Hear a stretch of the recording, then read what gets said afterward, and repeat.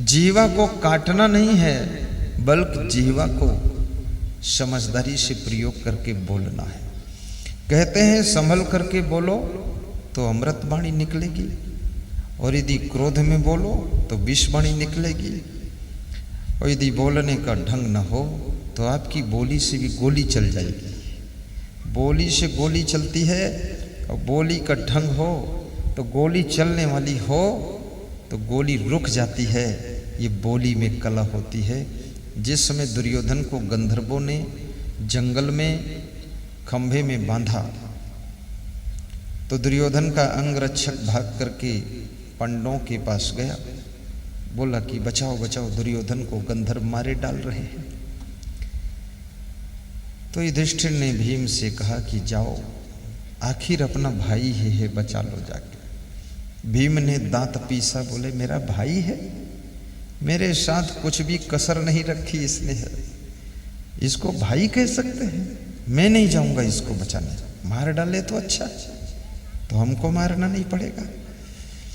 भीम उदंड था, युधिष्ठिर समझदार थे, अर्जुन विनम्र थे, सहदेव शांत थे, नकुल मौन बाबा थे, सबके स्वभाव बिलक बिलक थे। तो युधिष्ठिर ने कहा तुम नहीं जाओगे तो मैं जाता हूं। तो अर्जुन ने कहा आप मत जाइए धर्मराज, आपकी आज्ञा की अवहेलना हम नहीं कर सकते हैं, हम जाते हैं और दुर्योधन की रक्षा करेंगे। जब अर्जुन चल देते हैं तो साथ में भीम भी चल देते हैं, और जब वहां पहुंचते हैं देखते हैं कि दुर्योधन को खंभे में बांधा गया है, और दुर्योधन के सीने पर भाला रख दिया गया है, और चारों तरफ से गंधर्व घेर कर खड़े हुए हैं। दुर्योधन बंधा हुआ है। अर्जुन कहते हैं गंधर्वों क्षमा करना मुझको, जिन आंखों से दुर्योधन ने तुम्हारी बेटी को गलत दृष्टि से देखा है, उन आंखों की सजा मेरी आंखों को दे देना। जिन हाथों से आपकी बेटी को इसने छुआ हो, उन हाथों का दंड मेरे हाथों को दे देना। और जिन पैरों से चल करके तुम्हारी बेटी की तरफ ये बढ़ा हो, उन पैरों की सजा मेरे पैरों को दे देना। और इसने जो भी गलती किया हो, अगर ये जान से मारने वाली गलती किया है तो इसकी सजा मुझे दे देना, मुझे मार देना, पर मेरे ज्येष्ठ भ्राता दुर्योधन को छोड़ देना। गंधर्व सब हाथ ढीले कर देते हैं, रस्सा खोल देते हैं, कहते अर्जुन तुम्हारे बाण भी मशहूर हैं, तुम्हारी बाणी भी मशहूर है, शायद तुम बाण चलाते तो टाइम लग जाता दुर्योधन को बचाने में, युद्ध शुरू होता हमारा तुम्हारा, लेकिन तुमने बाणी ऐसी चलाई है कि हम सब हार गए और तुम जीत गए। आपके भाई को मैं छोड़ रहा हूं। ये दुर्योधन, अर्जुन की नम्रता, और ये विनम्रता संस्कारिक होती है, ये साधारण चीज नहीं है। विनम्रता ये सबको मिलती ही नहीं है। और जिसमें विनम्रता होगी उस बहू का अपनी सासू से तकरार नहीं होगा। जिस स्त्री में विनम्रता होगी उसका अपने पति से भी विवाद नहीं होगा। पति कुछ बोलेगा वो सह लेगी। अभिमान सह नहीं सकता है और विनम्रता कुछ कह नहीं सकती है, सब सह लेती है। जिस पुरुष में नम्रता है उसकी पत्नी से विवाद नहीं होता, गम खा लेता है। और गम खाने वाले लोग दुनिया में सदैव सुखी रहते हैं। और स्मरण रहे कि आदमी घर में गम नहीं खा पाता है, लेकिन बाहर जाकर गम बहुत खाता है। तुम दुकान पर बैठते हो तो ग्राहक की गम खाना पड़ता है। तुम हवाई जहाज में यात्रा करते हो, वहां हवाई जहाज के कर्मचारियों की गम खाना पड़ता है। हवाई जहाज में पूरा आदेश का पालन करना पड़ता है, चाहे कोई बड़ा हो, छोटा हो, धनवान हो, कोई हो। मैंने बहुत लोगों को देखा कि लघुशंका के लिए उठते हैं, लघुशंका के लिए, और एयर होस्टेस सिस्टर्स कहती है सेट अप प्लीज, बैठ जाइए। वहीं बैठ जाते हैं, दोबारा नहीं कहते हैं लघु शंका लगा जाऊंगा जरूर, वहीं बैठते, रुके रहो, पेशाब रोकना पड़ेगा। लेकिन घर में लघु शंका न लगा हो, पेशाब न लगी हो और कोई कहे बैठ जाओ तो कहते हैं पेशाब होकर फिर आके बैठते हैं। यहाँ उल्टा है। और वहाँ खड़े होते हैं तो भी बिठा दिया जाता है। जब जांच होती है तो पीली पट्टी के बाहर रहो, अगर अंदर पैर रख दिया तो फिर कहते एक कदम पीछे हो जाओ। तो तुम कहते हो एक कदम में फर्क क्या? बोले तुरंत पीछे हो जाओ, बात मत करो। मैं तो हवाई जहाज में बहुत यात्रा किया हूँ, बहुत आनंद होता है। सबका अहंकार वहाँ टूट जाता है, किसी की चलती नहीं वहाँ। तुम अपनी पत्नी की बात नहीं मानोगे, पर वहाँ जो वे हैं लड़कियाँ खड़ी ना है, वो तुम्हारी न पत्नी है, न बहन है, न साली है, न तुम्हारी बुआ है, न अम्मा है, लेकिन वो कह देती हैं बस यहीं खड़े रहना, वहीं खड़े रहना पड़ेगा। जिस बहन ने गोद में खिलाया उनकी बात नहीं मानते, जिस माँ ने दूध पिलाया उसकी बात नहीं मानते, जो पत्नी रोज 3 टाइम भोजन बना बना कर अंगाकर रोटी, अरसा रोटी, चौसेला रोटी, खपुर्री रोटी सब खिलाती, उसकी तो खोपड़ी फाड़ रहे हो। और जो कुछ भी नहीं करती हो कहती खड़े रहने तो खड़े रहते हो। ये क्या लीला अपरंपार है? अगर ऐसा थोड़ा घर में नम्रता आ जाए तो तुम्हारा बेड़ा पार हो जाएगा। आज महिलाएं बहुत खुश हैं, इनको लगता है कल से सब पुरुष लोग मैं जहां कहूंगी वहीं खड़े रहेंगे, काम बन गया सब।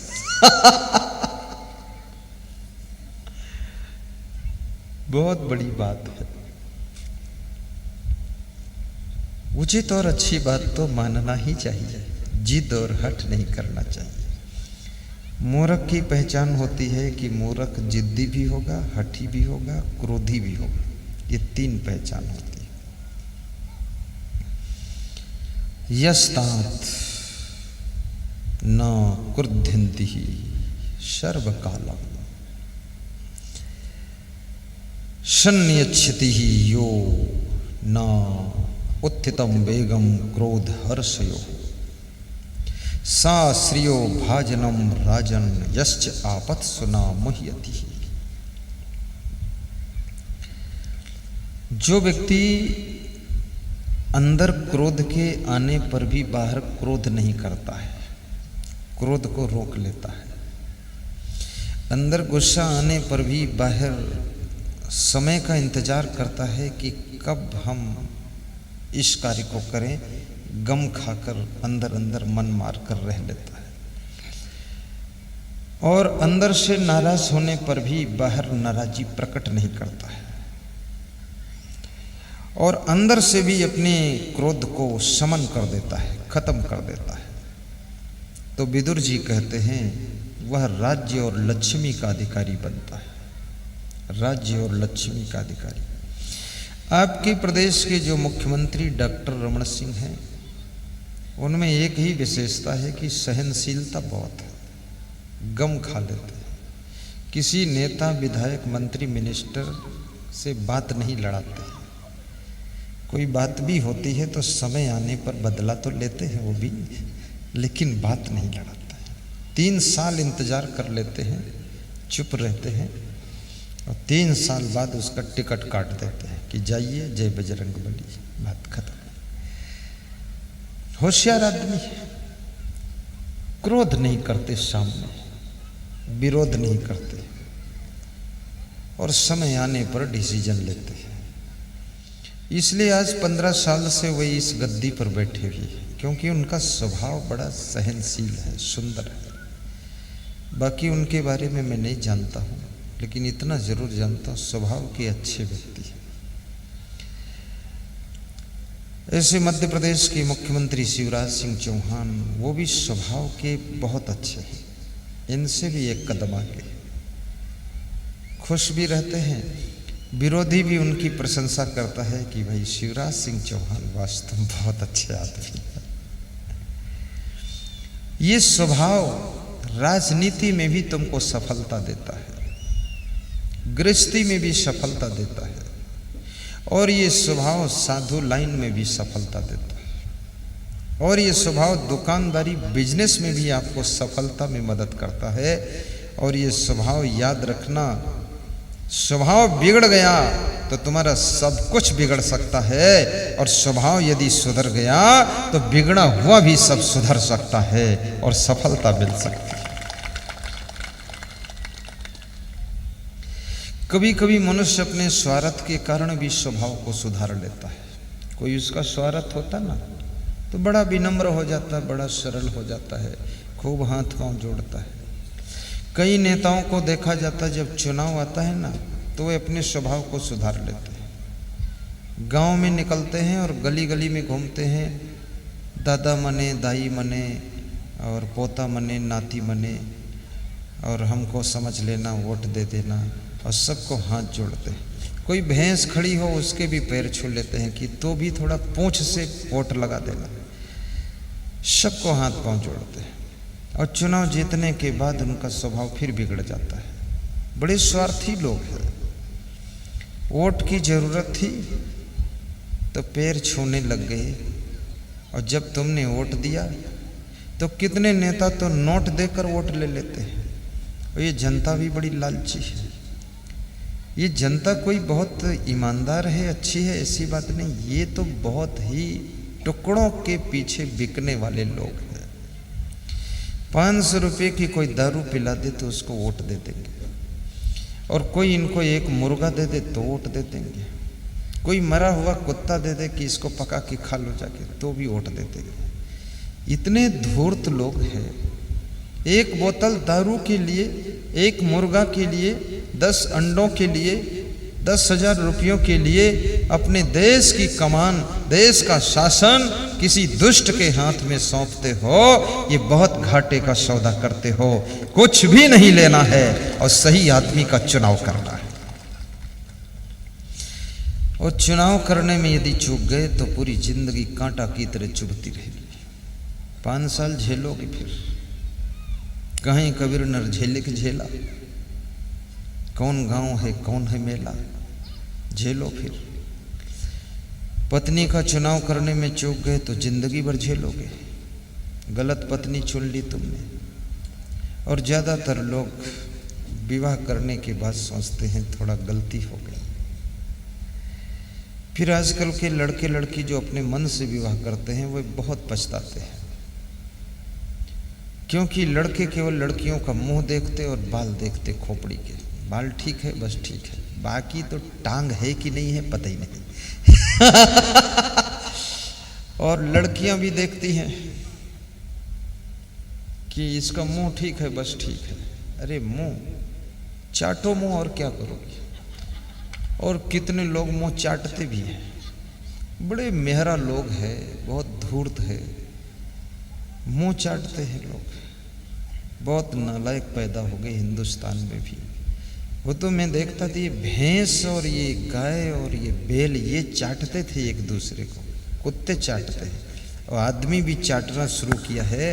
अब ये भैंस और गाय की श्रेणी में आ गया है। बहुत बड़ा डेवलपमेंट किया इसने, चाटने पर उतर आया विकास करते करते। शर्म नहीं है, बेशर्म कहीं का।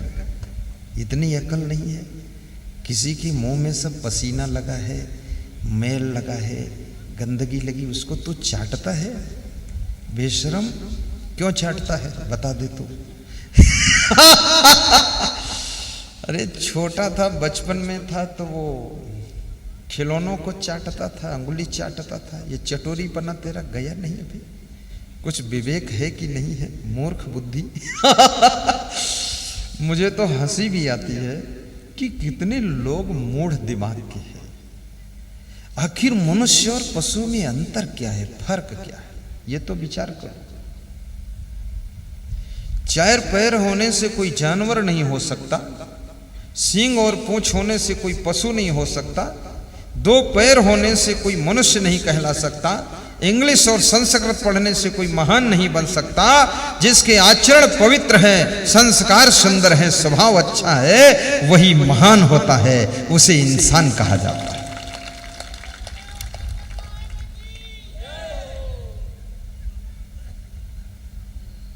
धन्य हो सुदर्शन जी, एक ही आदमी जय बोला है, बाकी लोगों ने निपटा दिया हमको।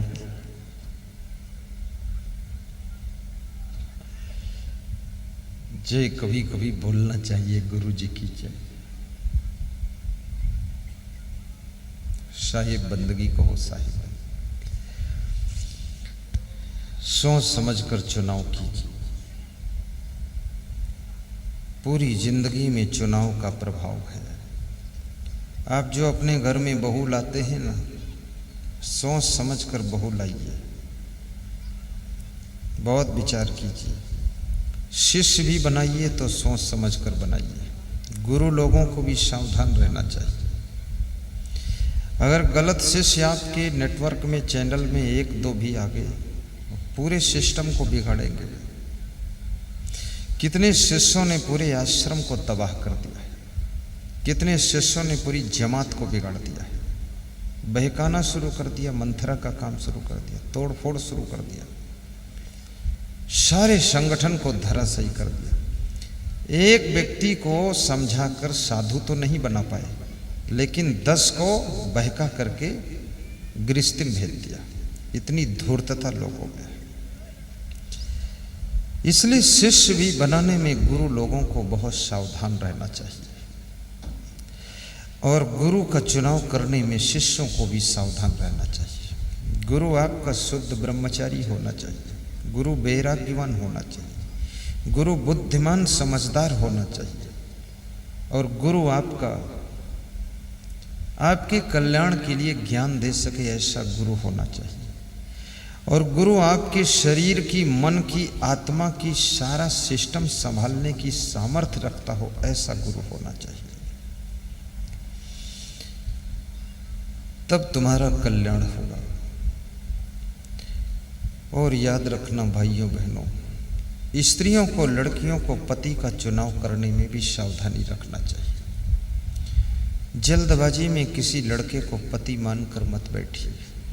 ये मत कहिए कि तुम मेरे पति हो, अब हम तुम्हारे साथ ही शादी करेंगे। क्यों करोगी इनके साथ? ये बौड़म कितना गलत है। अभी एक सज्जन मुझको मिले थे तो उनकी पत्नी बहुत दुखी थी, कह रही थी कि दारू पीते हैं अब। तो मैंने कहा पहले शादी नहीं हुई थी तब? बोले तब तो दूध पीते थे। तो हमने कहा इतना विकास कोई कम हुआ है? शादी पहले दूध पीते थे और शादी हो गई तो इतना डेवलपमेंट किया कि दारू पीने लग गए। तो बोले दारू तो पीने लग गए, घर में चाय पीने के पैसे नहीं है। तो हमने कहा तुम भी दारू पियो, दमादम मस्त कलंदर, तुम्हारा भी पहला नंबर। और घर के जानवरों को भी दारू पिया, वो भी नशे में पड़े रहे। क्या बर्बादी किया है। अब उस लड़की ने कितनी आशा रख करके, कितना भरोसे के साथ में अपनी जिंदगी उस आदमी को दिया था, और उसके साथ में धोखा हो गया। वो शराबी के हाथ में पड़ गई। और पति पत्नी का रिश्ता ऐसे नहीं है कि जैसे आप गाय भैंस आज खरीदो कल बेच दो।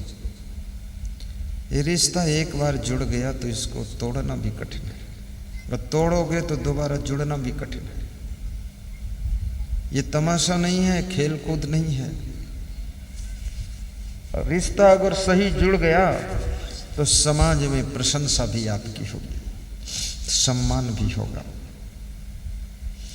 आपका जो पति है, पहली बात तो आपका पति बुद्धिमान होना चाहिए। दूसरी बात उसका स्वभाव सुंदर हो। तीसरी बात फिजूल खर्ची न करता हो। चौथी बात कोई नशा व्यसन न करता हो। पांचवी बात वो मांस मछली अंडा भी न खाता हो। छठी बात आलसी पति न हो। सातवीं बात क्रोधी न हो। और आठवीं बात आपका पति सेटिंग से काम करने की कला जानता हो, गम भी खा लेता हो।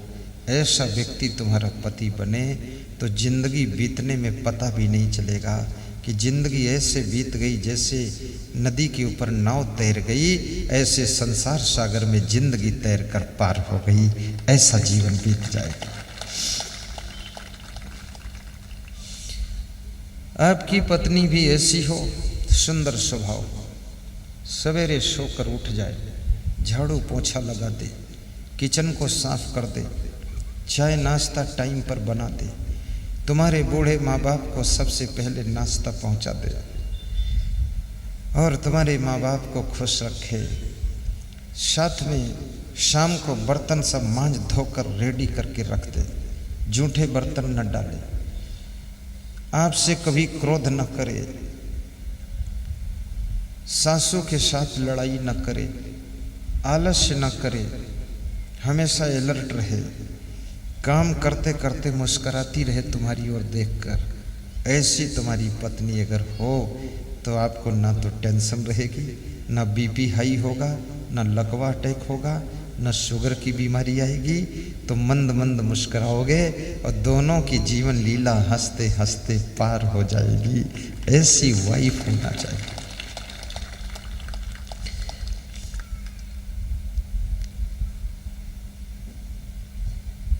कबीर साहब कहते हैं कि ना हरि भजन से ना आदत छूटी।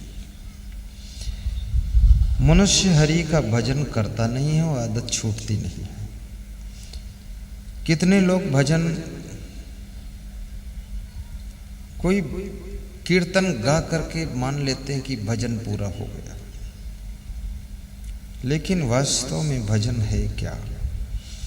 कबीर साहब ने माला फेरने वालों के लिए कहा है कि माला फेरत युग गया, फेरा न मन का फेर, कर का मन का डारी दे, मन का मन का फेर। माला फेरते फेरते युग निकल गए, 100 साल निकल गए, लेकिन मन जो है बुराइयों से फिरा नहीं। हाथों की माला को डाल दो, मन की माला को घुमा लो, बुराइयों से अच्छाइयों की ओर मन की माला घुमा लो, मणियों की माला छोड़ दो, मन की माला घुमा दो। ये कबीर साहब ने कितनी गहरी बात कही है कि माला फेरत हाथ में बात करत हैं और ऐसे साधु संत को 3 लोक न ठौर।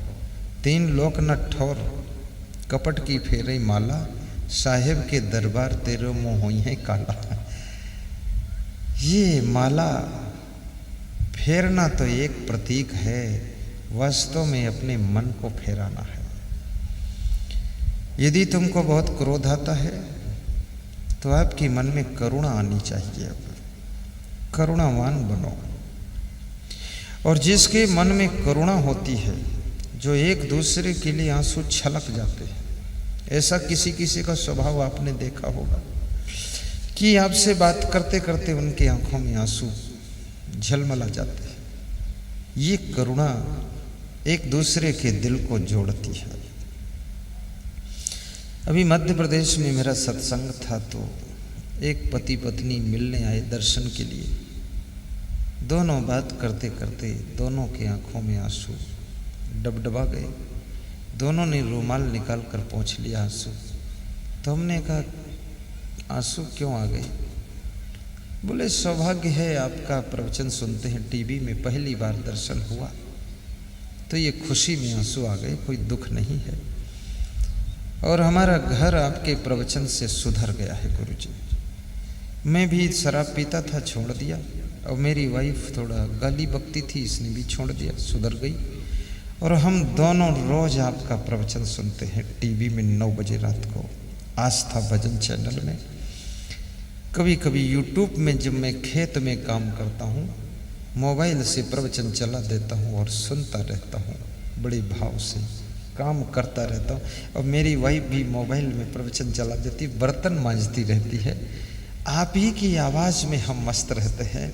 और गुरुदेव बहुत सुधार हुआ है, नहीं गुस्सा भी बहुत आती थी, कुछ पूछो मत, खोपड़ी चटकने लग जाए, मारूं मरूं ऐसा होता था। अब तो बिल्कुल हम बहुत गम खा लेते हैं और हमारे घर की सब उलझन खत्म हो गई। हमारे घर में सुख के फूल खिल गए हैं, शांति की सुगंध आ रही है। हमारा घर स्वर्ग बन गया है। जिनके घर में प्रेम समता का व्यवहार है, उस घर में बहार ही बहार है। मैं महात्मा जी से कहूँगा ये भजन गा दे, इस भजन में बड़ा सार है। जिनके घर में बहार है, और होली का त्योहार आने वाला है, आने वाला होली का त्योहार है। जिनके घर में प्रेम और समता का व्यवहार है, उनके घर में रोज नई नई बहार है। और उनके घर में बच्चे पैदा होते होनहार है। और कितना सुंदर व्यवहार है।